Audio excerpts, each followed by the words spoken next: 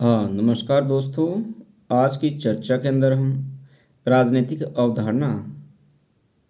अधिकार के बारे में बात करने वाले हैं। हालांकि इससे पहले अधिकार की अवधारणा के ऊपर हमने एक वीडियो के अंदर चर्चा कर चुके हैं और उसके बारे में चर्चा के अंदर हमने ये समझने की कोशिश की कि जो एक अधिकार है जो प्रत्येक व्यक्ति के सर्वांगीण विकास के लिए महत्वपूर्ण है और किस तरह से अधिकारों का स्रोत रहा और किस तरह से देश दुनिया के अंदर जो अधिकारों का जो सिद्धांत पहली बार विचारकों के द्वारा दिया गया और राज्य ने भी इस बात को माना कि जो अधिकार है महत्वपूर्ण है, क्योंकि एक समय के अंदर किसी भी तरह के व्यक्तियों को अधिकार नहीं थे। हालांकि 1215 के अंदर पहली बार जब मैग्ना कार्टा इंग्लैंड के अंदर आया, जो पहली बार क्या है जो राजा का मंत्रिमंडल उस जमाने का था, उसने राजा को इस बात के लिए बाधित किया कि विवश किया कि उसे भी अपने मंत्रिमंडल का परामर्श मानना चाहिए। उसके बाद समझौतावादी विचारक हॉब्स, लॉक, रूसो, या फिर उसके बाद ग्लोरियस रेवोल्यूशन इंग्लैंड के अंदर, या 1776 की अमेरिका की क्रांति, या फ्रेंच रेवोल्यूशन 1789 की बात हो, फिर या रशियन रेवोल्यूशन 1917 की बात हो, जिसके अंदर क्या जो अधिकारों की जो एक अलग तरह की धारणा रही। ठीक है। हालांकि हमारे इस चर्चा का विषय कॉन्स्टिट्यूशनल राइट्स को डिस्क्राइब करना नहीं है, मतलब उसका वर्णन करना नहीं, बल्कि अधिकारों की जो एक राजनीतिक अवधारणा रहती है उसकी, अधिकारों की जो थ्योरी, राइट्स की जो थ्योरी है उसके बारे में हम बात कर रहे हैं। तो आज की चर्चा के अंदर हमने जो अधिकारों का किस तरह से जो विकास हुआ, जो अधिकारों के जो अलग अलग चरण रहे, उसके बारे में बात करने वाले हैं। वास्तव के अंदर जो अधिकारी आधुनिक युग की देन है, और आधुनिक युग की देन के अंदर जो पहला विचारक जिसका नाम लिया जाता है उसका नाम है हॉब्स। हॉब्स ने जब एक समझौतावादी विचारक है, और समझौतावादी विचारक ने जब इस बात को माना कि राज्य के विकास के लिए क्या है, व्यक्तियों ने के जो राज्य अपने आप एक समझौते का परिणाम है, और समझौता इसलिए क्या, क्योंकि जब व्यक्ति स्टेट ऑफ नेचर के अंदर रहता था उस समय जो व्यक्ति की जो लाइफ सुरक्षित नहीं थी, मतलब लॉ एंड ऑर्डर मेंटेन नहीं था, इसलिए व्यक्ति ने अपने लाइफ को सिक्योर करने के लिए क्या है एक राज्य का निर्माण किया, और जिस राज्य का निर्माण किया वो जो प्रभु सत्ताधारी था उसको सभी तरह का अधिकार सौंप दी, परंतु एक तरह का अधिकार क्या उसने राज्य को भी नहीं सौंपा। उसने क्या है, राज्य ने व्यक्तियों की लाइफ उसकी सेल्फ प्रिजर्वेशन, उनके आत्म संरक्षण की, उनकी क्या है राज्य ने उसकी रक्षा करनी थी। यदि राज्य लोगों के आत्म संरक्षण की, उनके रक्षा नहीं कर पाता, उनके जीवन की रक्षा नहीं कर पाता, तो ऐसी परिस्थिति में लोगों के पास यह अधिकार रहेगा कि वो उस राज्य के खिलाफ क्या है, उस राजा के खिलाफ क्या रिवोल्ट कर दे, उसके खिलाफ क्रांति कर दें, या उसको भंग कर दें, या उसको खत्म कर दें। इस तरह से पहली बार क्या है हॉब्स के विचारों के अंदर हमें अधिकारों की बात देखने को मिलती है। हालांकि जो हॉब्स था वो पूर्ण सत्तावादी था। हालांकि हॉब्स के राजनीतिक विचारों के ऊपर भी मैंने इसी वीडियो के अंदर चर्चा कर चुका हूँ मैं, तो आपसे ये अपील है कि आप हॉब्स की वो वाली वीडियो भी जरूर देख लें। ठीक है। परंतु हॉब्स का ये मानना था कि प्रत्येक व्यक्ति के जीवन का जो उद्देश्य रहता है उसका आत्म संरक्षण कहता है, सेल्फ प्रिजर्वेशन रहता है, और प्राकृतिक अवस्था के अंदर भी सेल्फ प्रिजर्वेशन भी था। परंतु प्राकृतिक अवस्था के अंदर जो सेल्फ प्रिजर्वेशन था, वहाँ पे सर्वाइवल ऑफ द फिटेस्ट वाली जो प्रॉफिट हो जो कहावत वो सही बैठती थी, क्योंकि प्रकृति के अंदर जो बलशाली होता था वह क्या है कमजोर व्यक्ति को दबा देता था या कमजोर व्यक्ति को खत्म कर देता था। इसलिए व्यक्तियों ने ये आवश्यकता महसूस की, यदि हम राज्य का निर्माण करेंगे तो हमारे जो अधिकार है, जो हमारा सेल्फ प्रिजर्वेशन का अधिकार है, वह क्या सुरक्षित रह सकेगा। हालांकि जो जिस अधिकारों की बात या जिस सामाजिक समझौते की बात हॉब्स ने की थी वह क्या पूर्ण सत्तावादी था, और व्यक्तियों को क्या सभी तरह के जो अधिकार अपने पूर्ण सत्तावादी जो शासक था उसको सौंपने पड़ते थे, और व्यक्तियों का ये नैतिक कर्तव्य भी था, ऐसा क्या है हॉब्स मानता है। ठीक है।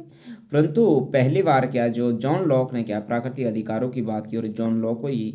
हम उदारवाद का पिता भी कहते हैं। जॉन लॉक ने यह कहा कि प्राकृतिक अवस्था के अंदर जो व्यक्तियों का जो जीवन था वह बेहतर था। व्यक्तियों को क्या है तीन तरह के नेचुरल राइट्स थे, लाइफ, लिबर्टी एंड प्रॉपर्टी थी, और लाइफ, लिबर्टी एंड प्रॉपर्टी जो राइट्स है जो राज्य ना तो इन अधिकारों को देता और ना इन अधिकारों की छीन सकता है। जो जॉन लॉक था वह भी समझौतावादी विचारक था। उसने इस बात की वकालत की कि राज्य का काम है लाइफ, लिबर्टी एंड प्रॉपर्टी वाला जो राइट है, उस राइट की क्या है राज्य ने क्या करना है उसको प्रोटेक्ट करना है, उसको बचाने का काम क्या है राज्य के द्वारा करना है, ऐसा उसका मानना रहा है।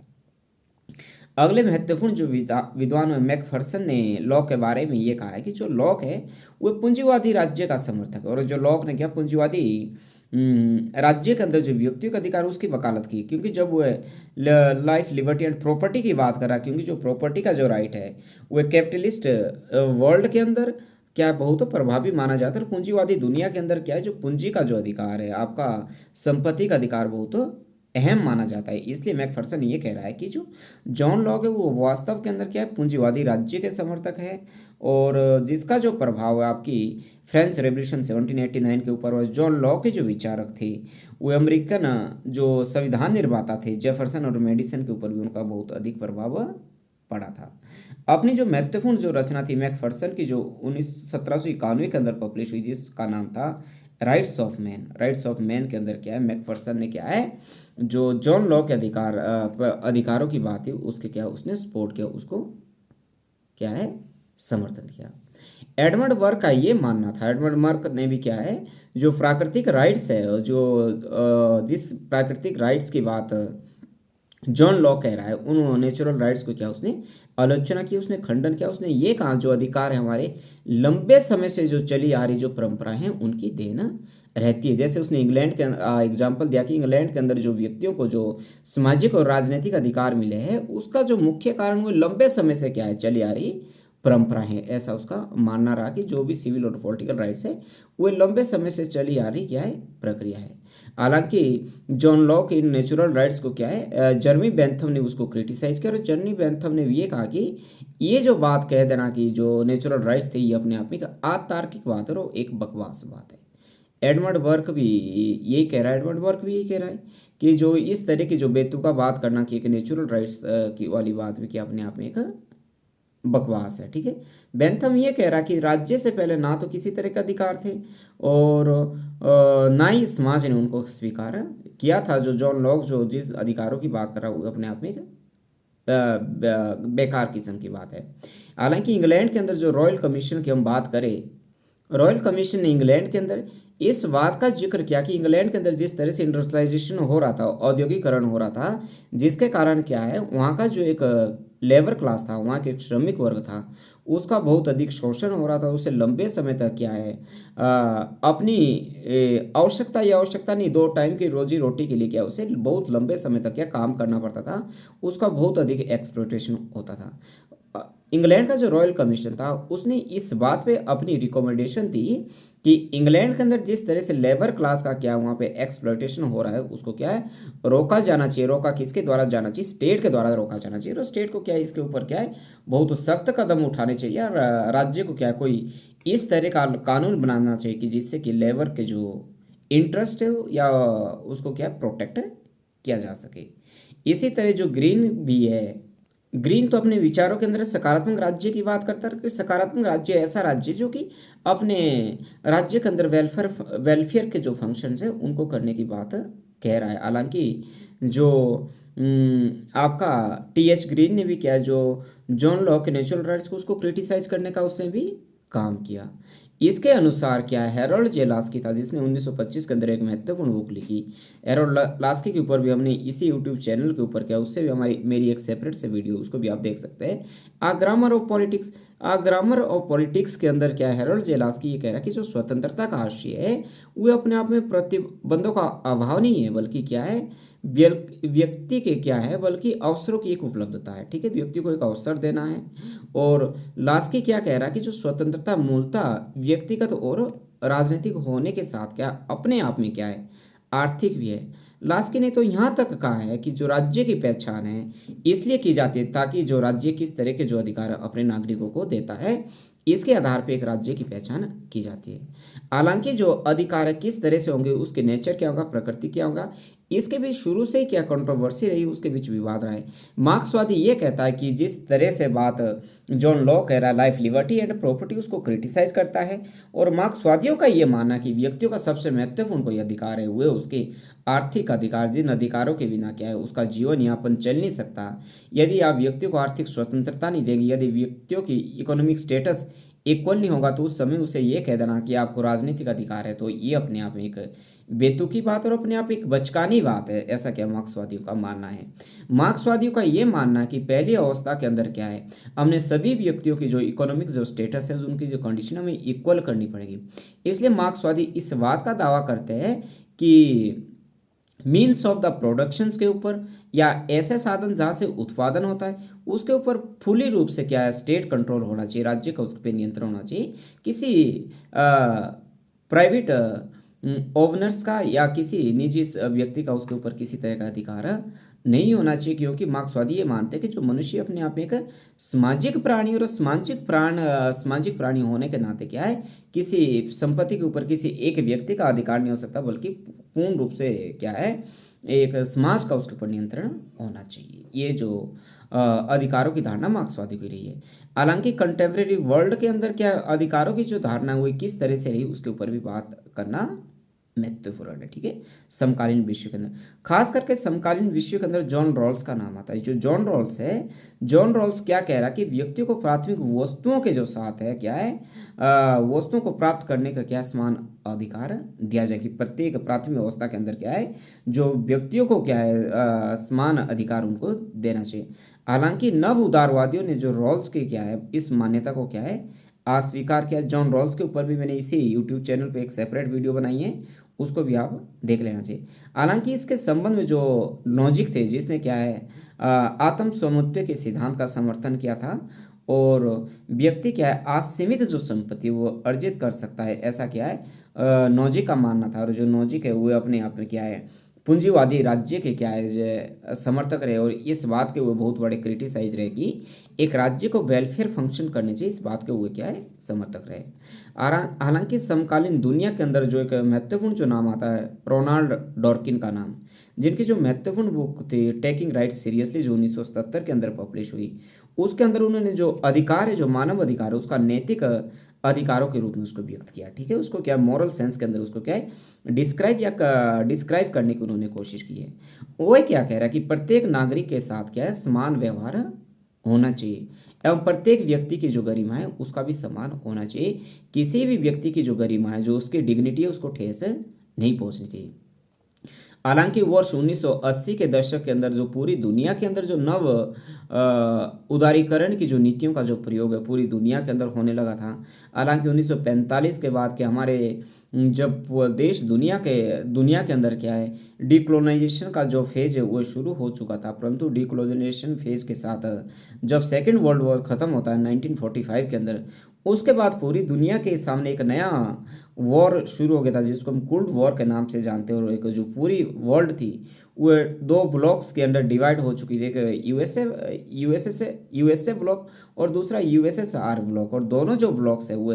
अलग अलग इकोनॉमिक मॉडल को रिप्रेजेंट कर रहे थे, और पूरी दुनिया के अंदर उसी जो आइडियोलॉजी को वो क्या है फैलाने की बात कर रहे थे, जिसे हम कोल्ड वॉर कहते हैं। और ये जो लंबे समय तक चलता रहा, और 1991 के अंदर जब यूएसएसआर का डिसइंटीग्रेशन होता है, और उसके बाद जो यूएसएसआर है वह स्वयं भी कैपिटलिस्ट मॉडल को अडॉप्ट कर लेता है। उसके बाद क्या है जो कोल्ड वॉर है पूरी दुनिया के अंदर क्या है खत्म हो जाता है, और पूरी दुनिया एक यूनिपोलर वर्ल्ड की तरफ क्या है आगे बढ़ती है। ठीक है, 1980 के अंदर जो इसका दौर नव उदारवादी नीतियों का दौर हुआ था, तो उस समय भी जो कुछ एक जो विचारक थे उन्होंने इस बात की वकालत की कि सामाजिक एवं आर्थिक अधिकारों की जो संकल्पना की क्या है, जो उन्होंने उस समय भी जो कटौती की जो उसके अंदर क्या आशंका व्यक्त की, क्योंकि जो बाजारवादी अर्थव्यवस्था के अंदर क्या है, बाजारवादी अर्थव्यवस्था के अंदर क्या है वो नागरिक और राजनीतिक अधिकारों पर क्या है ज़्यादा बल दिया जाता है, ना कि व्यक्ति की आर्थिक अधिकारों के ऊपर। उनका ये मानना था कि जो ये बात है वो पूरी तरह से सत्य नहीं है, क्योंकि किसी भी व्यक्ति की या जो सामाजिक एवं आर्थिक अधिकारों की अवहेलना करना अपने आप में संभव नहीं है, क्योंकि समकालीन समाज के अंदर क्या जो परंपरागत समाजवाद है और जो पूंजीवाद के मध्य एक जो इस बिंदु को तलाश किया जा रहा है, जिसे गिडिन्स ने तीसरा मार्ग कहा था, ये महत्वपूर्ण, जिसे गिडिन्स ने क्या है थर्ड वे कहा था। और इसके अनुसार जो नव उदारवादी नीतियां हैं वे कल्याणकारी अधिकारों की क्या है विरोधी नहीं है, ऐसी मान्यता क्या है अमर्त्य सेन की भी, और अमर्त्य सेन क्या है, बहुत बड़े इकोनॉमिस्ट हुए हैं। यदि ह्यूमन राइट्स की बात करें, मानव अधिकारों का मतलब होता है ऐसे अधिकार जो व्यक्ति को किसी देश का नागरिक होने के नाते नहीं मिलते, जो व्यक्ति को किसी एक जाति का, एक धर्म का, या एक किसी क्षेत्र विशेष का, या किसी भाषा बोलने का, या वे ऑफ लाइफ को अडॉप्ट करने के बाद नहीं मिलते, बल्कि ऐसे अधिकार जो व्यक्ति को क्या है, इन सबसे ऊपर उठ के मिलते, व्यक्ति को एक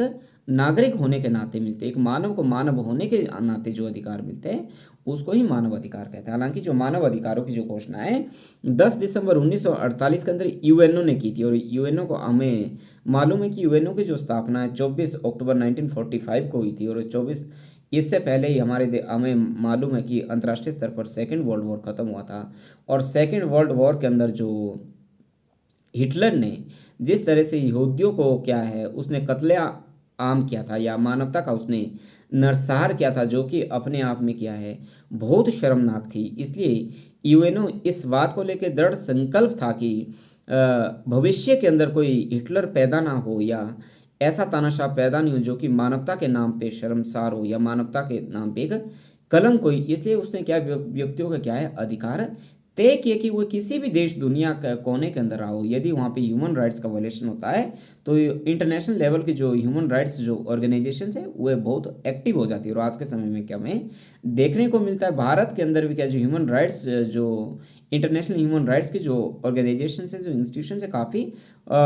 एक्टिव है। और भारत ने भी ह्यूमन राइट्स को लेके क्या है 1993 के अंदर क्या है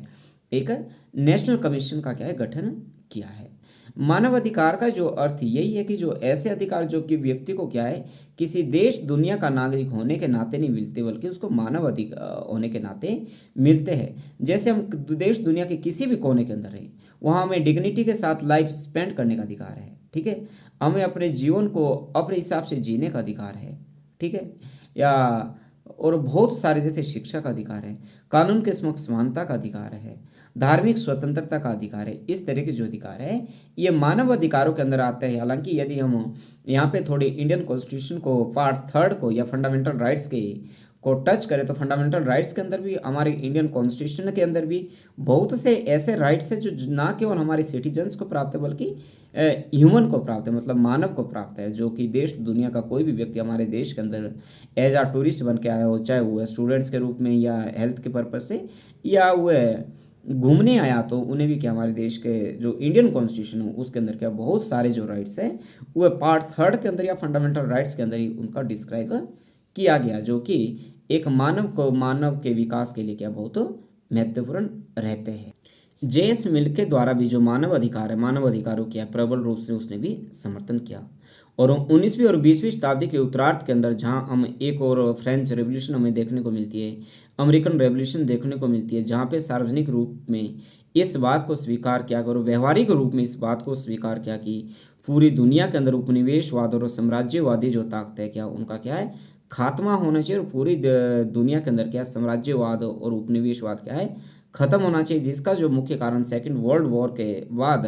जब हिटलर और मुसोलिनी जैसे तानाशाहों का अंत हुआ, तो उसके बाद पूरी दुनिया के अंदर डीकोलोनाइजेशन का जो दौर है वो शुरू हो गया, और भारत भी उसका ही नतीजा रहा कि भारत भी 15 अगस्त 1947 को आज़ाद हुआ। सेकेंड वर्ल्ड वॉर के बाद ना केवल भारत आज़ाद हुआ बल्कि दुनिया के ऐसे तमाम मुल्क थे जिन मुल्कों के ऊपर क्या उपनिवेश हुए थे, किसी देश शक्तिशाली मुल्क के अधीन हुए रह रहे थे, उन सभी मुल्कों का क्या है उसके बाद क्या है स्वतंत्रता उनको क्या मिलनी शुरू हो गई थी, ठीक है। जैसे मैकफर्लेन के क्या कह रहे हैं, मैकफर्लेन मानव अधिकारों के बारे में कह रहे हैं कि मानव जो अधिकार है वो क्या मानव को अपने आप में क्या स्वतंत्र है, क्योंकि स्वतंत्रता प्रत्येक व्यक्ति की अपनी एक गरिमा है, और उसे हर एक व्यक्ति क्या उसे एक चयन करने की और उसके अंदर अपने विश्वास करने की क्या उसको इजाज़त होनी चाहिए, ठीक है। और मैकफर्सेन ये कह रहे हैं जो अधिकार है वो अपने आप में सर्वोच्च है, और इसके उल्लंघन का मतलब ये रहता है कि हमने क्या न्याय का उल्लंघन किया है। और ये जो अधिकार ये व्यवहारिक है, क्योंकि राज्य अथवा संवैधानिक उपायों के द्वारा क्या है इसे व्यवहार के अंदर लाया जाता है। और ये जो अधिकार ये बाध्यकारी भी है, क्योंकि इन अधिकारों की यदि किसी व्यक्ति के द्वारा उल्लंघना की जाती है तो वैसे व्यक्ति को क्या दंडित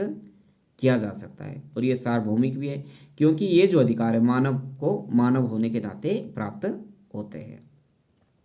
परंतु जब मानव अधिकारों की जो घोषणा 10 दिसंबर 1948 को की गई सेकेंड वर्ल्ड वॉर के कारण, और जिसका मुख्य कारण सेकेंड वर्ल्ड वॉर के अंदर या फर्स्ट वर्ल्ड वॉर के अंदर जिस तरह से मानवता के ऊपर मानवता का कलंक लगा था, या हिटलर और मुसोलिनी जैसे तानाशाह पैदा हुए थे जिन्होंने क्या है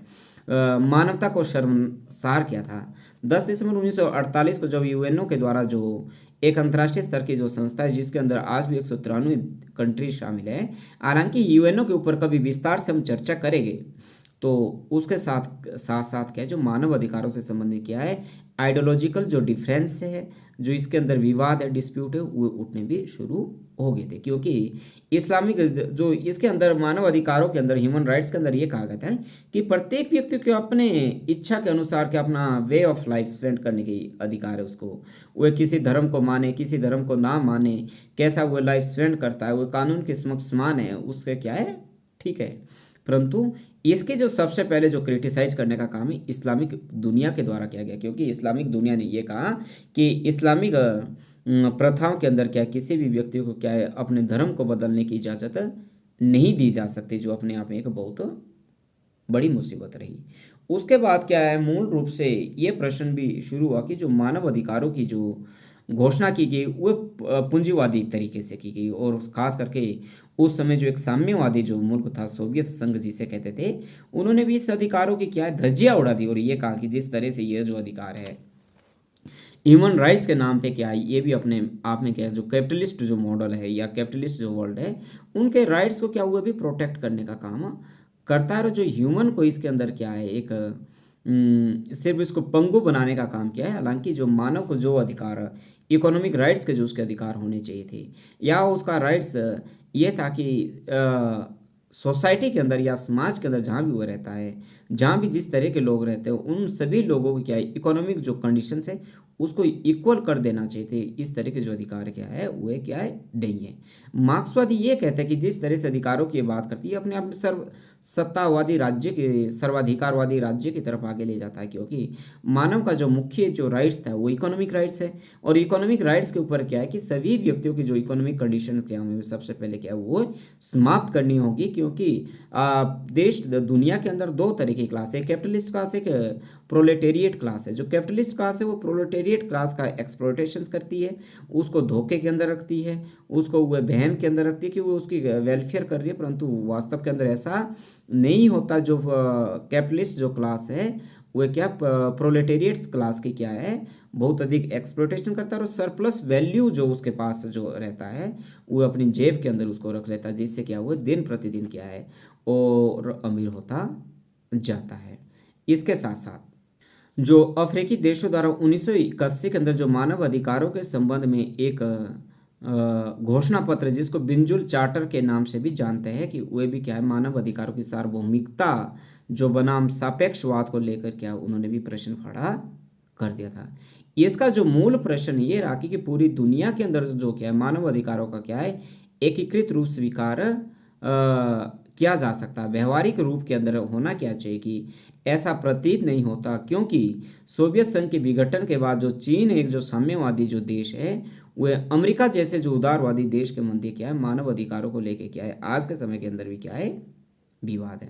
हालांकि अमेरिका ने जो चीन पर सदैव क्या है इस बात का आरोप लगाया कि चीन के अंदर क्या मानव अधिकारों का क्या है उल्लंघन होता है, विशेष करके जैसे जो 1950 के दशक के बाद जब चाइना के द्वारा तिब्बत के ऊपर जो अटैक किया गया था उसको अपने अधीन करने का काम किया। 1959 के अंदर जो तिब्बत के जो लोग थे या वहाँ का जो दलाई लामा उनका धार्मिक गुरु था, और दलाई लामा के जो बहुत सारे फॉलोवर्स जो अनुयायी थे वह 80 लाख के आसपास जो उसके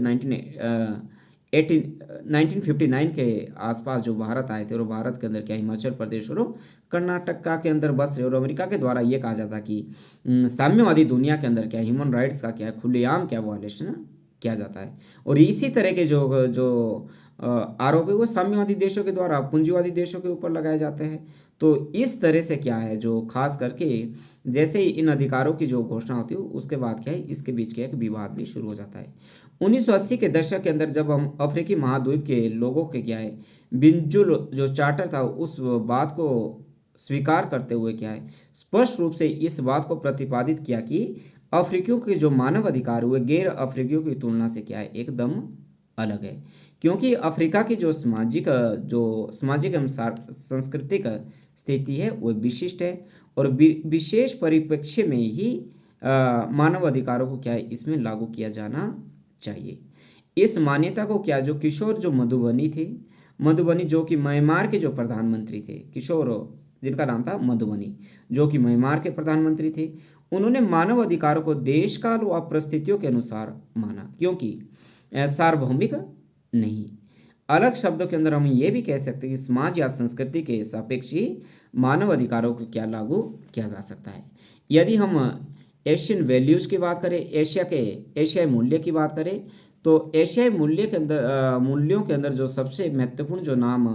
मलेशियाई जो प्रधानमंत्री जो महातिर मोहम्मद का था, ठीक है, महातिर मोहम्मद के अनुसार क्या है, एशियाई मूल्य जो पाश्चात्य मूल्यों से क्या अपने आप में अलग है। ये जो प्रश्न है ये नेट के अंदर भी पूछा गया है। एशियाई मूल्यों का आशय क्या बोल रहा कि समाज को क्या प्राथमिकता देना है, सत्ता का सम्मान करना है, परिवार को यहाँ पे महत्व दिया जाता है, और ये जो एशिया का समाज है ये संघर्ष के बजाय क्या सहमति को क्या महत्वपूर्ण मानता है। इसके साथ साथ यहाँ पे जो बहुसंस्कृतिवादियों ने भी ये माना कि समाज के अंदर जो अल्पसंख्यक समूह हैं उनके जो अधिकार है ये बहुसंख्यक के अधिकारों के प्रति क्या उनको ज़्यादा सिक्योर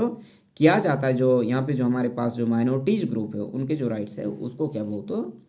महत्व दिया जाता है, उसको क्या प्रोटेक्ट करने की बात की जाती है। तो जिस तरह से जो ह्यूमन राइट्स का जो बात 10 दिसंबर 1948 को यूएनओ के द्वारा की गई, उसको पूरी देश दुनिया के ऊपर क्या है एक समान रूप से इम्प्लीमेंट कर देना अपने आप में एक बहुत वाजिब बात नहीं है। इसके साथ साथ जो मलेशियाई प्रधानमंत्री महातिर मोहम्मद की क्या है आलोचना भी की गई है, क्योंकि उनका ये मानना रहा कि जो महातिर मोहम्मद थे उन्होंने एशियाई मूल्यों की आड़ के अंदर क्या है गैर लोकतांत्रिक शासनों को भी क्या है संवैधानिक मान्यता देने का काम किया। ठीक है, यहाँ पे इस बात को हमने ध्यान रखना कि लोकतांत्रिक शासन के अंदर प्रणाली के अंदर क्या है जो एशियाई समाजों के जो मूल्य है क्या अपने आप में सही है, लेकिन ये बात भी महत्वपूर्ण है कि एशियाई समाज स्पष्ट रूप से क्या है पश्चिमी जो समाज है उससे क्या है बिल्कुल अलग है। क्योंकि जो मानव अधिकारों को लागू करते समय क्या है इस बात को लेकर जो भिन्नता है इसने भी की उपेक्षा नहीं किया जा सकता, क्योंकि जो मानव अधिकारों से संबंधित जो विवाद है वह अंतर्राष्ट्रीय परिप्रेक्ष्य के अंदर है कि वस्तुतः मानव अधिकारों का जो उल्लंघन किया जा रहा है, आतंकवाद और विघटनवाद जो अंतर्राष्ट्रीय स्तर के ऊपर उसको परिभाषित करने का जो काम किया जा रहा है, इसके क्या है एक जैसे मापदंड नहीं हो सकते। जैसे कुर्द लोगों के द्वारा जो मानव अधिकारों का जो उल्लंघन का जो आरोप है वो सदाम हुसैन के ऊपर लगाया गया था। इसके साथ चैतन्य के संदर्भ में कि जो पश्चिमी देशों के अंदर जो मानव अधिकारों के उल्लंघन का क्या उन्होंने भी आरोप लगाया था। या 11 सितंबर 2011 की जो आतंकवादी घटना जो अमेरिका के अंदर हुई, ठीक है, जिस आतंकवादी घटना के बाद जो अमेरिका का जो आतंकवाद के जो बारे में जो नजरिया है एकदम से बदला। और इसके साथ साथ उसने लीबिया और ईरान जैसे जो देश है उनको क्या ये कहा कि ये जो लीबिया और ईरान जो है ये आतंकवाद को प्रोत्साहित करते हैं, परंतु पाकिस्तान के मसले के ऊपर क्या है जो अमेरिका का रुख क्या है वो है थोड़ा चेंज हो जाता है। हालांकि आज के समय के अंदर क्या है अमेरिका इस बात को मानता है कि पाकिस्तान के अंदर भी क्या है जो टेररिज्म है उसको संचालित करने में क्या है वो है पाकिस्तान का भी अहम योगदान रहता है। ठीक है, जिन मानव अधिकारों की जो घोषणा 10 दिसंबर 1948 को हुई थी उसके वर्ष 1966 के अंदर जो एक अनुच्छेद था, जिस अनुच्छेद को क्या है यूएनओ का जो ह्यूमन राइट्स का जो अनुच्छेद 27 के अंदर ही इस बात के ऊपर बल दिया गया कि जो प्रत्येक नर जाति है या धार्मिक भाषाई व अल्पसंख्यक को क्या है अपनी संस्कृति के अनुसार क्या आचरण करने की और प्रयोग करने की उसको क्या पूर्ण आज़ादी रहेंगी। इसके साथ साथ वर्ष 1992 के अंदर क्या है संयुक्त राष्ट्र के जो अल्पसंख्यकों के अधिकारों की घोषणा पत्र का जो अनुच्छेद था 2 में ये कहा गया कि राष्ट्रीय या जनजातीय या धार्मिक अल्पसंख्यक समूह को अपनी संस्कृति की रक्षा करने, धर्म को मानने, आचरण करने तथा निजी व सार्वजनिक जीवन में अपनी भाषा के प्रयोग का क्या उनको अधिकार रहेगा। इसके साथ साथ जो अल्पसंख्यक को उनके सांस्कृतिक अधिकार को बहुसंख्यकवाद भी कहा जाता है। और जो अल्पसंख्यक है अल्पसंख्यकों क्या पूरी देश दुनिया के अंदर क्या है उनकी जो विशिष्ट पहचान है उसको प्रोटेक्ट करने का काम करना पड़ेगा। जो बहुसंख्यकवाद की जो बात हो तो उसके साथ क्या मल्टीकल्चरिज्म की जो बात करते हैं तो भिकू पारेख और विल किमलिका के द्वारा क्या है इन राइट्स की क्या बहुत अच्छे से क्या है उसको डिस्क्राइब किया गया है। यदि मल्टीकल्चरिज्म को आपने और बेहतर से समझना है तो मेरी इसी यूट्यूब चैनल के ऊपर क्या है मल्टीकल्चरिज्म क्या बहुसंस्कृतिवाद के संबंध में भी जो आपको वीडियो है वो मिल जाएंगी, जिन वीडियो के अंदर क्या बिल किमलिका और भिकू पारेख के जो विचार है मैंने और अच्छे से समझाने की कोशिश की है। जब मानव अधिकारों की बात हो तो मानव अधिकारों के बारे में जो कम्युनिटेरियनिज्म के जो विचारक है या जिस बात को समर्थक समुदायवादियों के समर्थक है जिसके अंदर क्या है माइकल जे सैंडल का नाम मुख्य था। और माइकल जे सैंडल की महत्वपूर्ण बुक जो 1982 के अंदर पब्लिश हुई थी जिसका नाम था liberalism and the limits of justice. समुदाय के बात के ऊपर भी मेरी एक अलग से वीडियो है, ठीक है। आप जब मेरे इस यूट्यूब चैनल वीरेंद्र एचपी को सर्च करेंगे तो उस पर बहुत सारे जो वीडियो है जो इससे पहले मैं बहुत सारी वीडियो के अंदर बहुत सारे जो पॉलिटिकल थ्योरिस्ट हैं उनके बारे में बात कर चुका तो आपको उनको भी जरूर देखना चाहिए। जो माइकल जो सैंडल हैं इनके अनुसार के व्यक्ति के अधिकारों की क्या है जो कल्पना है समाज से पृथक रूप में नहीं की जा सकती। यदि समाज ही नहीं होगा तो व्यक्ति के अधिकारों की जो बात है वो कैसे की जा सकती है। इसलिए उन्होंने उदारवादी जो अधिकारों की क्या है उसकी जो संकल्पना है उसको अमूर्त और अनैतिक हास्य कहा था। माइकल जो वालजार है अधिकारों की सार्वभौमिक जो मान्यता वो अपने आप एक त्रुटिपूर्ण है। अधिकारों की जो कल्पना है समाज के परिप्रेक्ष्य के अंदर ही संभव है और प्रत्येक समाज के अंदर जो पहलुओं को क्या समान रूप से महत्व नहीं दिया जाता। जो ह्यूमन राइट्स की जो बात है उसकी 3 जनरेशन्स की बात की जाती है, उसकी 3 पीढ़ियों की बात है कि मानव अधिकारों की जिन 3 पीढ़ियों की हम बात कर रहे हैं वो जो पहली पीढ़ी है वो 1979 से चेक गणराज्य के जो विधिवेता थे जिनका नाम कारेल वासेक द्वारा क्या है स्ट्रॉक्स वर्ग के अंदर जो अंतर्राष्ट्रीय मानवाधिकार संस्थान के अंदर क्या प्रस्तावित किया गया था। और पहली पीढ़ी के अंदर या फर्स्ट जनरेशन के अंदर क्या उन्होंने जो पहली अधिकार की बात की थी राजनीतिक अधिकार की बात थी जिसके अंदर क्या जीवन का अधिकार, कानून के समक्ष समानता का अधिकार, बोलने की स्वतंत्रता, धर्म की स्वतंत्रता, मतदान के जो अधिकार है उसको क्या उन्होंने फर्स्ट जनरेशन के अंदर शामिल किया गया। क्योंकि लंबे समय तक जैसे अमेरिका तो 1776 के अंदर आज़ाद हुआ था परंतु वहाँ पे जो काले व्यक्ति थे उनको क्या है 1952 के अंदर क्या है जब वहाँ का सिविल जो मूवमेंट था बहुत पीक के अंदर था उसके बाद क्या है जो अफ्रीकी जो ऐसे व्यक्ति जो अमेरिकी मूल के नहीं थे उनको क्या है बराबरी का अधिकार बहुत बाद के अंदर मिला। तो ये फर्स्ट जनरेशन की बात थी। सेकंड जनरेशन के अंदर जो ह्यूमन राइट्स की बात है इसकी जो मूल प्रकृति थी वह आर्थिक सामाजिक एवं सांस्कृतिक की जो प्रत्येक व्यक्ति को क्या है आर्थिक रूप से स्वतंत्रता मिलनी चाहिए, उसे अवसर की समानता मिलनी चाहिए, जैसे वो अपने हिसाब से चाहे उसे कोई भी व्यवसाय करने की आज़ादी रहनी चाहिए और उसे अपनी संस्कृति के अनुसार वे ऑफ लाइफ स्पेंड करने का अधिकार रहनी चाहिए। और तीसरे जो पीढ़ी के जो अधिकार थे या थर्ड जनरेशन के जो जिन ह्यूमन राइट्स की जो बात की गई थी उसके अंदर वे अधिकार थे जो कि महज नागरिक तथा सामाजिक से क्या है परे थे। इसमें आत्मनिर्णय का अधिकार, स्वस्थ वातावरण का अधिकार, प्राकृतिक संसाधनों का अधिकार व सांस्कृतिक विरासत में भागीदारी का जो अधिकार है वो क्या है सम्मिलित था। इसके साथ साथ जो नारीवादियों के अनुसार जो समाज के अंदर जो पितृ सत्तात्मक के कारण क्या है महिलाओं को जिस तरह से राजनीतिक और संवैधानिक अधिकार क्या है वह निरर्थक है। क्योंकि आज भी समाज के अंदर क्या पुरुष प्रधान समाज है। यदि महिलाओं को कुछ एक राजनीतिक अधिकार भी मिले हुए तो उसको जो इंजॉय करने का जो काम है वो पुरुषों के द्वारा ही किया जाता है। या तो लड़की की जब शादी नहीं होती तो उस समय जो उसके पॉलिटिकल राइट्स को जो एंजॉय करने का काम उसके भाई या उसके फादर के द्वारा किया जाता है। और जब किसी लड़की की शादी हो जाती है तो उसके जो महिला के जो पॉलिटिकल राइट्स है उसको एंजॉय करने की बात हो तो उसके पति के द्वारा किया जाता है। और फेमिनिस्ट के ऊपर भी मैंने शायद 3-4 वीडियो मेरी इसी यूट्यूब चैनल के ऊपर होनी। तो यदि आप नारीवादियों के बारे में और अच्छे से जानना चाहते हैं उसको समझना चाहते हैं नारीवाद के बारे में तो उस वीडियो को भी आपको ज़रूर देखना चाहिए। इसके अंदर जो सुसान मुलर ओकिन के जो महत्वपूर्ण नाम आता है जिनकी एक महत्वपूर्ण बुक जो 1989 के अंदर पब्लिश हुई थी और जिस बुक का नाम क्या था justice gender and the family, उसके अंदर क्या उसने इस बात का जिक्र किया कि समाज की जो पूरी जो संरचना है वो लैंगिक संबंधों पर क्या है आधारित है। मेरियम यंग भी ये कह रही कि जो सार्वभौमिक नागरिकता की जो संकल्पना में क्या है, महिलाओं के विभेद या जो विशिष्ट स्थिति को क्या है मान्यता नहीं दी जाती है, बल्कि सभी को समान अधिकार प्रदान किए जाते हैं। ठीक है। और जो नारीवादी थे उन्होंने भी जो इन मानव अधिकारों की क्या है सार्वभौमिकता का क्या है खंडन करने का काम किया, क्योंकि नारीवादियों ने जो व्यक्तिवादी उदारवादी अधिकारों की क्या है सार्वभौमिक मान्यता का खंडन किया। इनके अनुसार जो समाज के अंदर क्या है जो पितृसत्तात्मक स्वरूप के कारण क्या है जो महिलाओं को क्या है प्राप्त राजनीतिक और जो संवैधानिक अधिकार है वे अपने आप में निरर्थक है। इनके अनुसार जो महिलाओं के जो समक्ष अभी भी क्या बहुत सारी समस्याएं पैदा हो रही है। महिलाओं द्वारा जो बच्चों का पालन पोषण करने के कारण क्या है इन्हें सार्वजनिक जीवन के अंदर क्या कार्य करने का क्या है बहुत कठिनाई आती है। यदि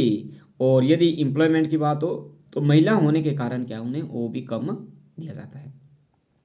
और जिस परिवार के अंदर पुरुष व महिला दोनों कार्यरत होते हैं वहाँ पे जो घरेलू दायित्व जो करना पड़ता है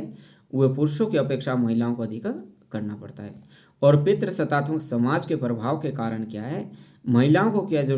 उसका घरेलू कार्य उसके घरेलू कार्यों का आंकलन या उसको मेहनताना नहीं मिलता है। सुसान जो मुलर जो ओकिन जो 1989 के अंदर उनकी महत्वपूर्ण बुक पब्लिश होती है justice gender and the family के अंदर क्या उसने समाज की जो पूरी संरचना लैंगिक संबंधों पर आधारित है और समाज में जो महिलाओं क्या है अपने आप में शोषित है, इसलिए महिलाओं के अधिकारों की जो कल्पना करना क्या है पुरुषवादी अधिकारों के दृष्टिकोण से क्या है संभव नहीं है।